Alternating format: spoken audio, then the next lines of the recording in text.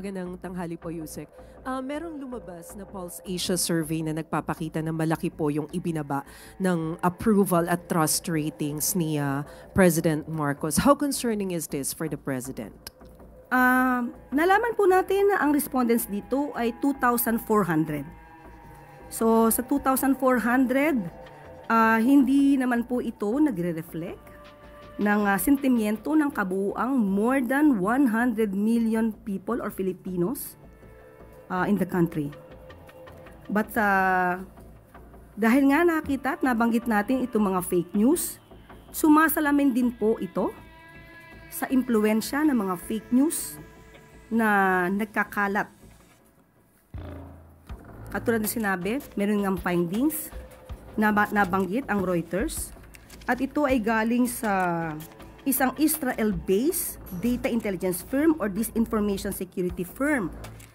And I quote, "The level of coordinated disinformation seen in the Philippines was far above the typical 7% to 10% range of online conversations globally about highly sensitive or polarizing issues." End quote. So, kung ang mga tao man na ito ay nagbigay ng kanilang mga opinyon, maharahil ay bunga ito ng mga fake news. At kung ito man ay totoong nagkaroon ng pagsagot, hindi na naman po pabayaan ng gobyerno dahil dapat natin malaman ang mga respondents, saan ang mga respondents, ang mga respondents ba ito ay nakakatanggap ng totoong news o naiimpluwensyahan ng fake news. So ang mga respondents ba na ito ay hindi nakakarating ang tulong ng gobyerno? So dapat din po nating malaman ito sa parte ng administrasyon. At kung ano man po ang nagiging desisyon ng Pangulo at ng administrasyon, at ito'y magre-reflect sa isang survey na naisin pa rin po at ipapatupad pa rin po ng Pangulo kung ano ang nasa batas, kung ano ang tama, at hindi kung ano po ang sasabihin sa isang survey. Pero ma'am, considering that the survey was conducted from March 23 to 29 or just a few days after the arrest of the former president, sa tingin po ba ng Malacanang gaano kalaking factor yung politika sa naging resulta ng survey, especially yung nangyari kay former president? Okay, lumalabas nga po dito na bumaba di umano ang rating, no, approval rating ng Pangulo. Pero sabi nga po natin, ito ay titignan pa rin po ng administrasyon. Hindi naman po natin hindi papansinin kung ano ang mga sinasabi ng survey. Pero muli, 2,400 ay hindi po ito kabuuan na sentimiento ng buong Pilipinas. Magtatrabaho pa rin po ang Pangulo, katulad ng aking sinabi, kung ano ang tama, kung ano ang sa batas. Hindi dahil ito ang idinidikta ng tao na hindi naman naaayon sa batas. Ma'am, last point. During the interview of Pulse Asia President Ronald Holmes over through FM, kanina lamang po ito. Ang sabi niya, isa daw marahil sa dahilan ng pagtaas din ng disapproval rating ni PBBM ay yung pagtugon sa pangunahing problema like yung matataas na presyo ng bilihin, kakulangan sa kita o yung sahod at yung paglaban daw po sa katiwalian. Where do you think the problem lies? Una, tignan natin. Nabanggitan natin, nagpakita na po tayo dito, nakausap na rin po natin at natanong po ninyo ang mga heads po ng ibang mga departamento patungkol po dito. Halimbawa po yung walang gutom program. Kaya nga, ang tanong po natin dito, 2,400, nakakarating po kaya ang serbisyo ng gobyerno? Pangalawa po, sinasabi po natin, di ba, na walang trabaho. Yung tungkol sa sweldo. Binanggit na rin po natin ang direktiba ng Pangulo patungkol po sa pagtaas ng sweldo sa pamamagitan po ng regional tripartite. So, hindi po yan tinulugan ng Pangulo. Yan po ang direktiba para po tumaas ang sweldo ng ating mga kababayan. So kung saan man nanggagaling po itong opinyon ni Holmes, Mr. Holmes, okay? Yan ay kanyang opinyon. Siguro mas maganda rin po na malaman niya kung ano ba talaga yung katotohanan. Baka po kasi nasasapawan ng good news ng mga fake news. Maris Umali, GMA Integrated News. Good afternoon, ma'am. Ma'am, before I proceed to my question on kidnappings, may I just do a follow-up question on the question of Maricel? I understand that the 2,400 who were asked in the survey are not representative of the general sentiments of the millions or hundreds of millions of Filipinos. But are you alarmed or are you concerned by the fact that survey results somehow shape the decision-making of individuals, especially when it comes to elections, or since we already have an upcoming election? Yeah, that's the reason why we have this directive from the President that we should curtail fake news. Since day one that we had been appointed, we were tasked to do our job, to spread the truth and not fake news. Totoo po yan. Sinabi po natin before na ang fake news makakapag-diskaril ng isipan ng tao, ng taong bayan. Kaya nga po gumagawa ngayon ng aksyon, nagkakaroon po ng pagpupulong ang Presidente, ang Pangulo, sa mga heads of the agencies, especially DICT, para po matugunan na po at mabawasan na po itong mga fake news na nagkakalat, lalong-lalo na po ngayon, campaign season. All right. Ma'am, with regards to my question, in light of the recent spate of kidnappings, what is the reaction of Malacanang in terms of calls for President Marcos to tap the military intelligence to go after kidnappers? Okay. Sa ngayon po, lumalabas naman at ayon ito sa sinabi rin ni Chief Marbil. Muli, babanggitin ko ang kanyang sinabi.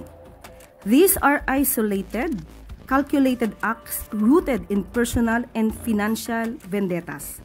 The situation is firmly under control. Our law enforcement strategies are effective. Criminal networks are being taken down. So, tignan na lang po natin kung ano po ang magiging action muli at magiging estratehiya po ng PNP kung kinakailangan pa po talaga nilang gamitin ang military intelligence. But as far as you're concerned, there is no need at this point to tap military intelligence. Opo, dahil hindi naman po, wala pong widespread na pinapakalat din ng iba na may widespread kidnapping spree in the country. Hindi po yan totoo. Malaki pong fake news siya. Thank you, ma'am. Ann Soberano, Bombo Radio. Good afternoon, Yusek. Reaction lang po from the palace. Last week kasi, matapos pong in-endorso ni Vice President Sara si Senator Amy Marcos, naglabas din po ng pahayag si dating presidential spokesperson Harry Roque at sinabing batay sa isang magazine ay may report daw talaga na gumagamit ng illegal na droga ang Pangulo. Kaya hinamon ni Roque ang senadora na patunayan na gumagamit nga talaga ng illegal drugs ang Pangulo dahil imposible po daw na walang alam dahil kapatid niya po ito. Thank you. Unang-una po, si Atty. Harry Roque ay lumalabas na ngayon bilang isang fake news peddler. Siya po ang sinasabing nagpakalat ng isang fake pulveron video at ngayong wala pa siyang napapatunayan at wala siyang ebidensya. Kahit na ngayong kanyang mga ebidensya sa Quadcom ay hindi pa rin niya napapatunayan, ngayon ay maghahanap pa siya ng tulong para makapagbigay ng ebidensya. Sila po ang nagsasabi ng ganitong mga klaseng akusasyon, hindi niya nakakailanganin ng tulong kung meron po siyang ebidensya. May mensahe po ba kayo sa mga ginagawa ni dating presidential spokesperson Roque? Ano po yung mensahe niyo sa kanya? Go home. Thank you po. Eden Santos, Net 25.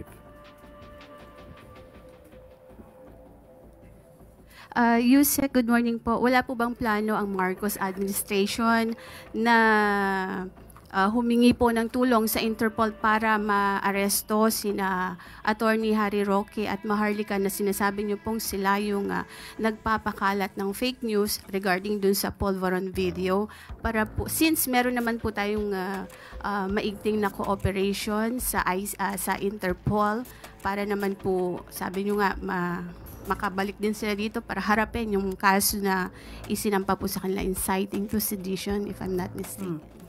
Wala po tayong sinasabi na ang nagpakalat po ng fake Polvoron video ay si Atty. Harry Roque. Siya po mismo ang nagsabi nito sa isang maisog rally sa Vancouver. At hindi rin po tayo ang nagsabi nito, kundi yung isang vlogger na si Pebbles Cunanan. Pero ito na may base sa kanyang mga sinabi sa kanyang talumpati sa maisog rally. Sa ngayon po, nakipag-usap po tayo sa DOJ at wala pa pong nasasabing naisa pang kaso sa korte. So wala pa po itong lumalabas na warrant of arrest issued by the court.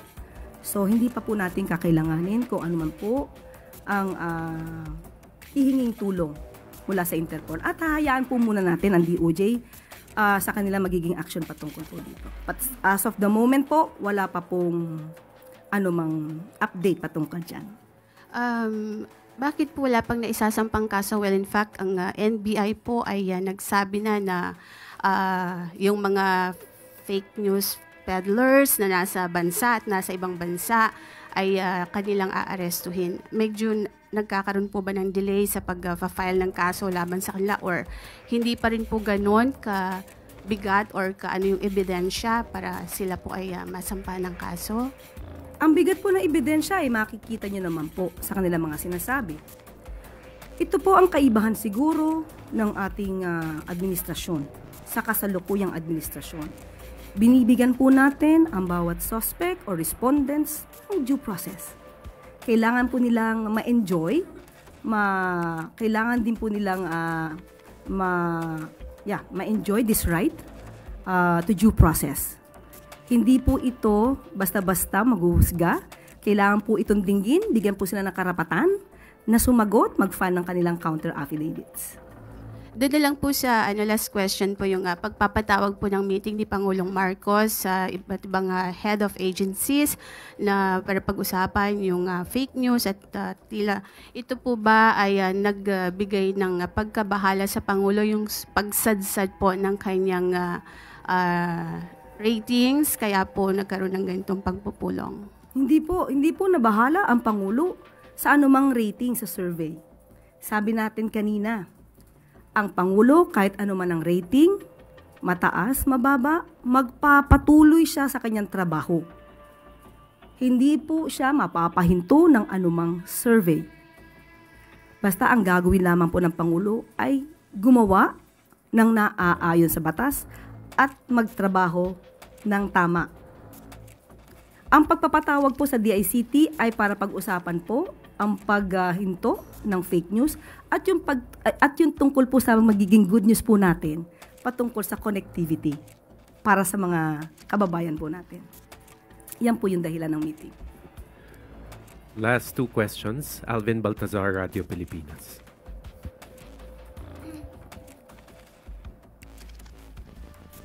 Yusek, any update po doon sa